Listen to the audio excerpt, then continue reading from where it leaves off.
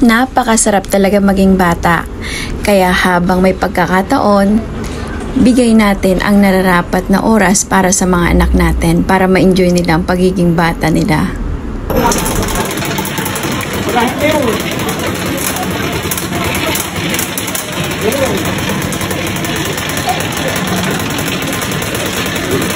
Ready, go.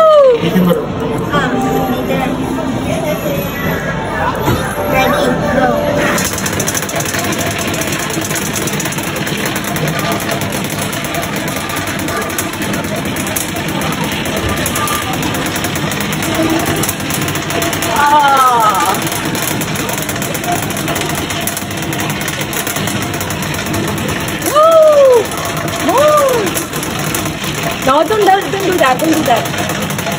Hindi mo katao. Yung kalaban mo.